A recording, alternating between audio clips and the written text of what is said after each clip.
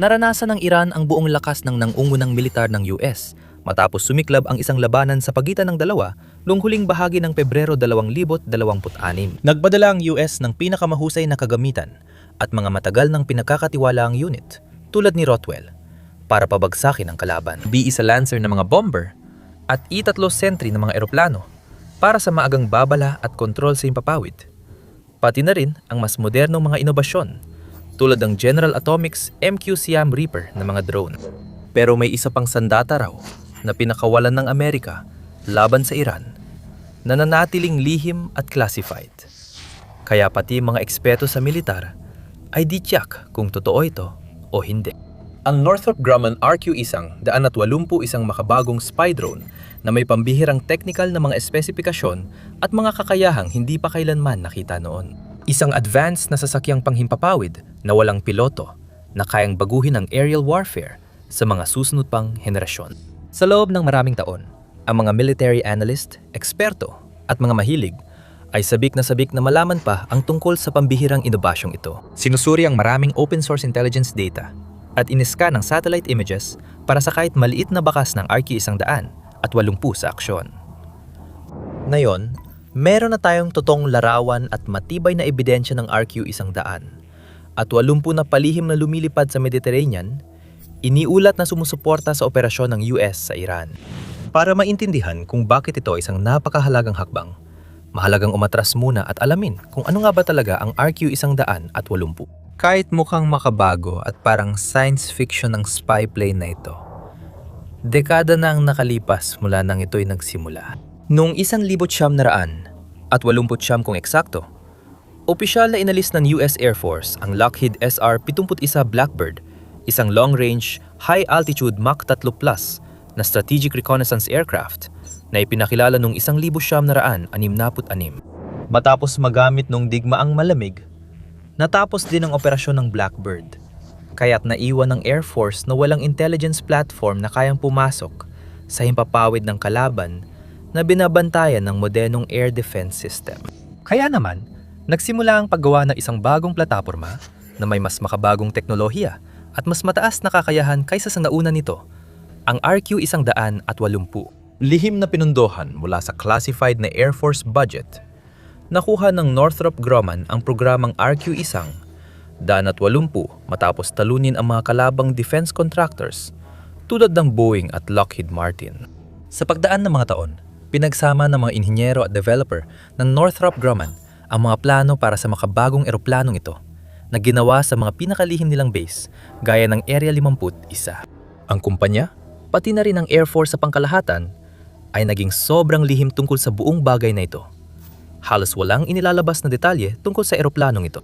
Kahit ang pangalan nito, RQ-100 at 80, ay hindi pa opisyal na kinikilala. Dahil dito, halos lahat ng nalalaman natin tungkol dito ay based lamang sa pinaghalong mga leak, pagtataya ng mga eksperto, spekulasyon, at masusing pagsusuri, imbes na sa anumang opisyal na inilatalang listahan ng mga teknikal na detalye. Sa kabila nito, may ilang bagay pa rin tayong alam.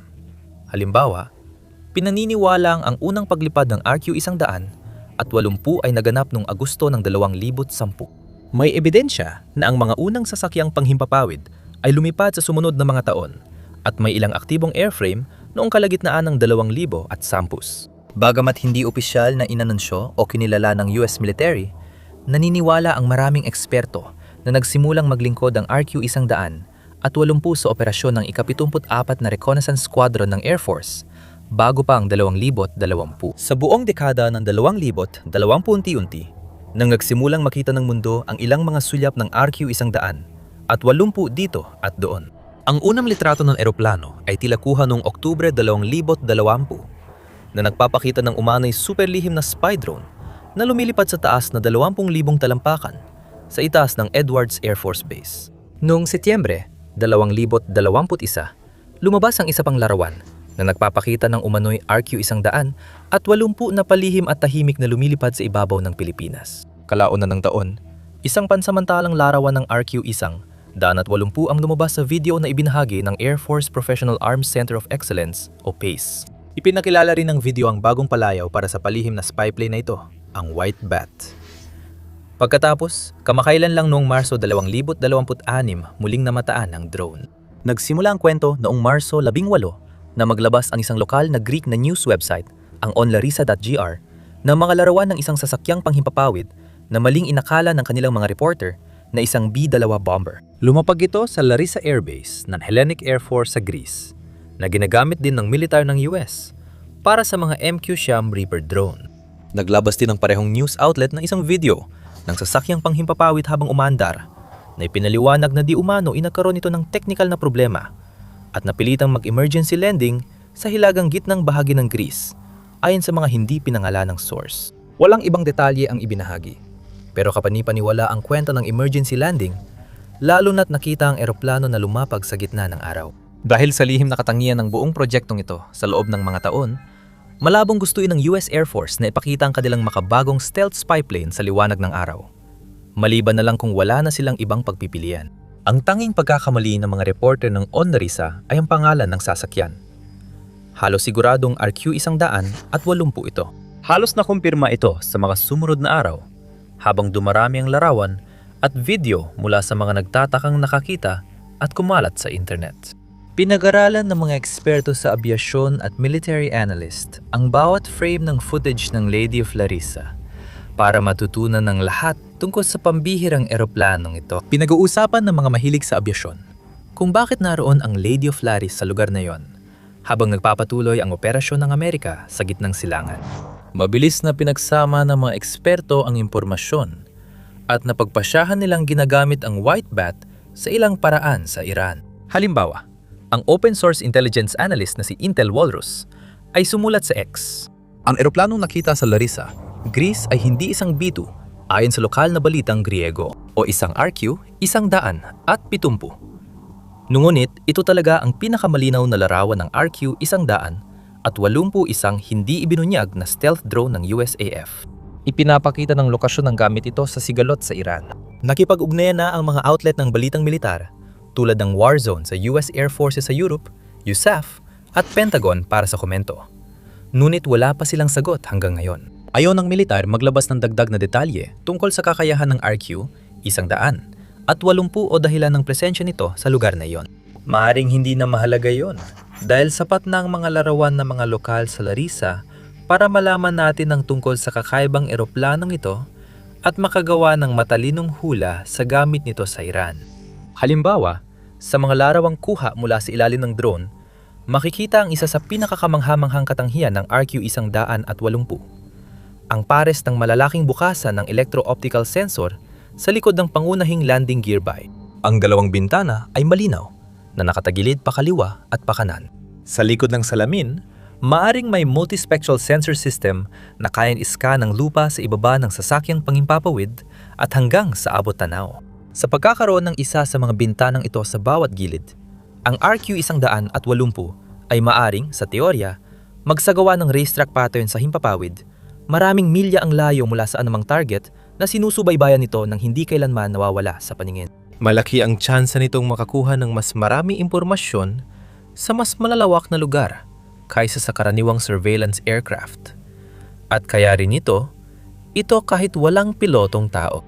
Kung susuriin pa, maraming eksperto ang nagkakaisa na ang isang sasakyang tulad nito ay tiyak na may ilan sa pinakamakapangyarihang teknolohiya ng radar na mayroon na yon.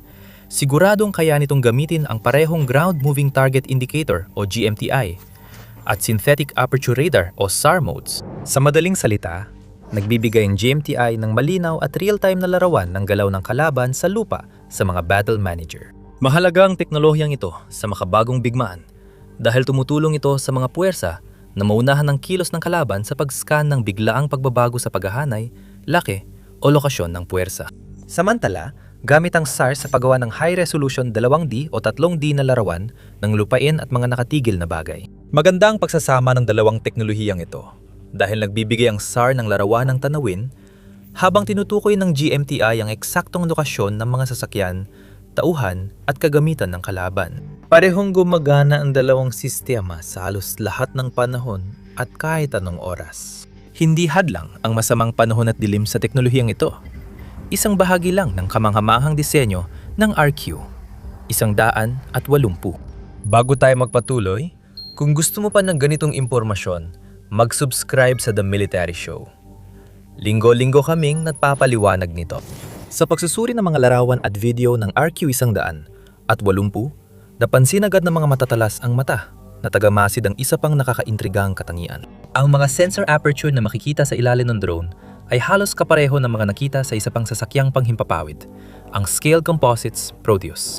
Ang Proteus ay isang experimental tandem wing high-altitude long endurance na sasakyang panghimpapawid na dinisenyo ng alamat na inhinyerong si Burt Rutan at unang lumipad noong Hulyo 1978. Ginamit ang Proteus sa paglipas ng mga dekada bilang pangsubok na sasakyang panghimpapawid para sa sensors at advanced systems. Bukod dito, ang Scaled Composites ay pag-aari ng Northrop Grumman. Kaya muli, hindi naman masyadong mahirap pagdugtong-dugtungin ang mga pangyayari dito. Mukhang ginamit ang Proteus para sa pag-eksperimento sa mismong mga sensors na ngayon ay nakakabit na sa RQ-180. At hindi dyan nagtatapos ang mga natuklasan. Ipinapakita rin ng mga larawan ng drone ang isang malinaw na umbok sa ilalim ng gitnang bahagi ng fuselage ng sasakyang panghimpapawid na eksaktong lugar kung saan pinakamakatuwirang ilagay ang pangunahing radar array. Bagamat hindi tayo ganap na makakasiguro tungkol dito, maliban na lang kung kumpirmahin o pabulaanan nito ng Air Force, malamang na ang bahaging ito ay naglalaman ng alinman sa umiikot na radar o dalawang panig na radar na nagpapahintulot sa sasakyang panghimpapawid na iskan ng parehong lugar kahit anong direksyon pa ito lumilipad. Malaki ang tsansa na may sapat na espasyo sa eroplano para sa dagdag na conformal o load-bearing arrays at iba pang kagamitan. Mula sa gamit ng electronic warfare, electronic surveillance measures, hardware at antena ng komunikasyon para mapanatili ang direktang ugnayan sa mga kalapit na unit sa lupa, himpapawid o dagat. Ipinapakita ng bagong larawan ng Lady of Larissa ang malawak na tricycle-style landing gear at kakaibang laki ng kanyang wingspan. Ang pagkakaroon ng landing gear na malayong pagitan ay sa Tiora ay makakatulong upang masuportahan ng mas malaking kargamento sa loob ng eroplano, habang nagbibigay din ng mas mataas na katatagan habang nasa lupa. Napansin din ng mga eksperto ang tila Foreign Object Debris o FOD deflector na nakakabit sa gulong ng nose landing gear. Mukhang maliit ang dagdag na ito, pero mahalaga. Ang mga stealth na eroplano gaya ng RQ-180 ay nilalagyan ng coating na sumisipsip ng radar signals para mahirap matukoy. Kung magasgasan o magasgas man lang ng kaunti ang mga coating na yon, bigla silang magiging mas hindi epektibo. At dahil sa laki at mababang profile ang disenyo ng RQ-180 at 80 malamang, na mababa lang ito kapag nasa lupa o bago lumipad. Kaya mas mataas kaysa karaniwan ang panganib na may mga bato at iba pang debris na matalsik at tumama sa katawan ng drone habang umaalis ito sa runway, pati na rin kapag lumalapag ito. Kaya ang FOD deflector ay mahalagang panangga laban sa maliliit ngunit importanteng pinsalang dulot ng mga elementong yon. Ngayon, sa landing gear, makikita ang trailing link o trailing arm na nakakabit sa nose gear strut na tumutulong lumambot ang bagsak ng spy plane sa paglapag. Maliit man ito pero mahalaga dahil mahal gumawa at magpanatili ng mga drone, kaya bawat bagay ay nakakatulong para mabawasan ang pinsala at mapanatili ang sasakyan. Ang nose landing gear ay nakaayos din sa dalawang gulong tulad ng sa B-21 Raider bomber, kahit hindi ito kasing laki. Samantala, ang pangunahing landing gear ng RQ-180 ay mukhang pamilyar din dahil halos kapareho ito ng makikita sa F-15 fighter jets. Hindi ito nakakagulat dahil karaniwan sa aerospace na manghiram o gumamit muli ng bahagi mula sa dating disenyo. Kung hindi sira, di na kailangang ayusin. Napatunayan na rin ng landing gear ang tibay nito sa maraming pagkakataon sa kasaysayan ng F-15. Dapat itong akma para sa RQ-180 habang nagpapatuloy ang operational life cycle nito. Ang landing gear na tulad ng sa F-15 ay nagbibigay ideya sa pinakamataas na timbang sa pagalis ng RQ-180. Ang F-15EX variants ay may maximum na timbang na 1,000 pounds. Kung gagamit ng Northrop Grumman ng katulad na landing gear, posible ring ang RQ-180 ay may katulad o mas mataas na maximum weight. Mahalagang tandaan na ito ay eroplano para sa reconnaissance at surveillance. Hindi ito para sa pambobomba o pagpapaputok ng missile. Mas magaan ito kaya mas matagal sa ere at mas malayo ang mararating nang hindi agad nauubos ang gasolina. Dahil dito, malamang idinisenyo ang RQ-180 para maging magaan ang sasakyang panghimpapawid, kaya mas malaki ang saklaw, tagalang pananatili sa ere at pagganap nito sa ere. Ayon sa mga ulat, kaya nitong umabot ng 14,000 milya o 22,000 kilometro ang saklaw. 24 na oras na pananatili sa ere at may taas ng lipad na humigit kumulang 60,000 talampakan o 18,000 metro. Makikita sa mga larawan ng mga Grego ang natatanging hugis ng spy plane na dati na nating nakita, ngunit ngayon ay mas detalyado. Tulad ng nabanggit, marami itong pagkakahawig sa B-21 Raider at B-2 Spirit na may anyong flying wing at napakakinis na disenyo mula dulo hanggang dulo. Pinaniniwala ang kaya ng drone na ito, lumipad sa matataas na altitude, magsagawa ng reconnaissance at surveillance, at mangolekta ng maraming datos para mabantayan ng puwersa ang kilos ng kalaban sa lupa man o sa himpapawid. Dito papasok ang pinakamalaking tanong. Ano ang ginagawa ng RQ-180 sa Iran? Wala pa ring opisyal na kumpirmasyon na talagang naggamit ito doon. Ang nakita sa Greece ay nagpapakitang bahagi ito ng operasyon ng Amerika at Israel sa gitnang silangan. Batay sa alam natin tungkol sa eroplanong ito, pati na rin sa mismong operasyon, posible at malamang na ginamit ang RQ-100 at 80 para hanapin ang mga pinaka-advanced na missile launcher ng Iran. Kumpirmadong may highly mobile launch platform ang militar ng bansa. Karamihan dito ay maingat na itinago at ginawang mukhang truck na pang-sibilyan mula sa itaas. Ang iba ay nag-ooperate mula sa matitibay o underground na base na may espesyal na port at butas, kaya pwedeng magpaputok ng missile mula sa loob. At marami ang gumagalaw sa malalawak at bakubakong kalupaan ng Iran. Pumipili ng mga estratehikong lokasyon dito at doon para maglunsad ng kanilang mga misil. Mabilis silang tumatakas at naghahanap ng masisilungan. Isa ito sa pinakamapanganib na sandata ng Iran dahil sa kakayahan nilang magpalipat-lipat. Mahirap para sa maraming puwesang militar na subaybayan ang galaw nila at tukuyin kung kailan at saan ang susunod na atake. Pero isipin mo na, meron kang halos hindi napapansin. Makabagong walang pilotong sasakyang panghimpapawid na lumilipad ng 10,000 talampakan sa itaas. Na patuloy na sinusuri ang lupa gamit ang ilan sa pinakamahusay na teknolohiya ng radar sa mundo. May sapat na gasolina para sa 24 oras na misyon at hindi kailangan ng tauhan sa loob ng sasakyan. Ang ganitong eroplano ay magiging napakahalaga sa ganitong sitwasyon pagdating sa pagbibigay ng kinakailangan impormasyon na kailangan ng mga ground at air team ng Amerika at Israel para maisagawa ang kanilang susunod na pambobomba at pag-atake ng mga misil. Binubura ang mas marami pang depensa ng Iran sa mapa bago pa man nila ito magamit. Habang ang ibang surveillance drone ay limitado sa maikling misyon o madaling matukoy at mapabagsak ng depensa ng Iran, ang RQ-180 ay kayang lumipad ng mas mataas at palihim kumpara sa iba pang kagamitan ng Air Force. Sa pagsasagawa ng malalim na pagmamanman sa himpapawid na mahigpit na binabantayan ng kalaban, halos walang panganib na matukoy. Magbibigay ito sa mga puwersa ng US ng mata sa himpapawid na kailangan nila sa lahat ng oras. Hindi natin alam kung ano pa ang magagawa nito. Ayon sa ilang eksperto, maaring magamit ang RQ-100 at 80 sa electronic surveillance para mangalap ng elite data at posibleng lagyan ng electronic warfare technologies para i-jam ang komunikasyon ng kalaban. Pwede rin itong maging high-altitude communications relay at sentral na data node na nagbibigay ng tuloy-tuloy na real-time intel sa ibang eroplano tulad ng F-22, F-35 o iba pang next-gen na sistema. Marami pa rin tayong hindi alam tungkol sa eroplanong ito. Pero ang mga nalalaman natin na yon ay malinaw na nagpapahiwatig na magdadala ito ng panibagong panahon para sa drone warfare. Isa ito sa ilang drone na may sapat na stealth para manatiling di natuklasan sa himpapawid na pinag-aagawan o kontrolado ng kalaban. Ang kakaibang kombinasyon ng stealth, tibay, at advanced surveillance technology nito ay ginagawa itong mabagsik na puwersa, kayang mangalap ng impormasyon sa mga lugar na delikado para pasukin ang mga eroplanong may piloto. At ito ay isa lamang sa mga next-gen na makabagong sandata na ginagamit ngayon ng militar ng US. Maaari kang matuto pa tungkol sa marami pang iba sa detalyadong pagsusuri sa video na ito.